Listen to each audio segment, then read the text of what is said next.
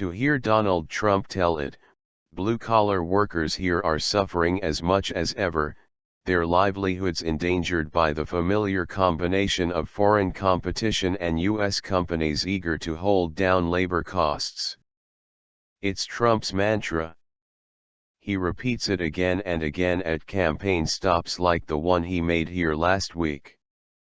A leading contender for the Republican presidential nomination, Trump has made the health of the U.S. manufacturing a cornerstone of his insurgent campaign. In doing so, Trump is targeting a big pool of potential voters among disaffected blue-collar workers, even if it means alienating the business community and conservative free market advocates and brings accusations of demagoguery. He vows to slap penalties on goods produced by U.S. companies outside the country, make it harder for China and others to export their goods, and tear up trade deals that he says hurt the U.S. industry. "I wonder how many Chevrolets are in the middle of Tokyo," he told the Anderson crowd to applause. "I would say none." And at the economy-themed Republican debate held Wednesday in Boulder, Colorado, Trump pledged to bring jobs back from China and Mexico. There are signs that Trump's strategy is working. Polls show that the bulk of Trump's support comes from men who lack a college degree and make less than $40,000 a year, the kind of workers who once formed the backbone of the U.S. manufacturing economy. They have helped propel Trump to the top of popularity rankings in South Carolina, a key early primary state, where he is outpacing rival Ben Carson. "Some of the Republicans get so tied up with free trade," said Lee Cole, a Republican attorney from nearby Williamston who attended Trump's event. "Over the past 20 years, we've lost all of our manufacturing jobs," Cole said of his hometown. "Anything that talks about getting some of that back I think really resonates well here." Government data shows that less than 30% of Americans have four-year college degrees and more than half of U.S. workers make less than $30,000 a year, so at stake is a vast pool of potential voters. "He's tapped into an uneasiness, and he's done it cleverly," said Chip Felkel, a Republican strategist in Greenville, South Carolina, who is not aligned with Trump. "He's played it to the hilt." Trump Democrats? At the Anderson event, Trump talked up his blue-collar support, comparing himself to Franklin Roosevelt. His campaign brings up another name, Ronald Reagan.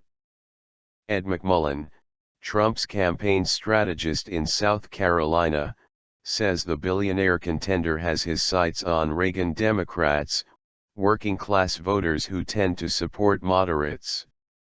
Those moderate voters famously switched sides and helped Republican Reagan win the 1980 election, and the Trump campaign believes it could happen again in 2016 if he makes it to the general election. According to a Pew Research Center survey taken late last month, Trump's supporters tend to attend church less frequently than the entire Republican electorate and more often identify themselves as moderate or liberal. Critics say that Trump is proffering an outdated, simplistic, and overly pessimistic view of the U.S. economy, one that fails to grasp the multinational complexity of global manufacturing. Nowhere is that more apparent than in South Carolina, where 700 international firms employ 115,900 people, according to State Department of Commerce data. That makes for the highest percentage of private industry workforce employed by foreign-owned firms. Just up the road from Trump's stop in Anderson sits a 5 million square foot German-owned BMW G.de, plant that employs 8,000. Nearby is a Michelin, Mike P.Pa, facility, one of 9 in the state owned by the French company. and Swedish automaker Volvo, Volvo.st, earlier this year announced plans to build a plant near Charleston, that could end up employing 4,000 workers. All of these companies are part of the modern global supply chain, says Scott Lincecum, a trade policy expert with the conservative Cato Institute, calling Trump's ideas completely unmoored from reality. It's ironic he would go to the once country's burgeoning manufacturing hubs to bemoan the state of manufacturing. Femi Fadi, an engineer for German-owned So Eurodrive, an industrial equipment firm that has a facility in nearby Lyman, said he moved from Colorado during the height of the recession because of the economic opportunity. An independent, Fadi said Trump made him follow the Republican race, but he remains skeptical. I don't understand how Trump plans to actually execute many of these goals, some of which are conflicting, Fadi told Reuters.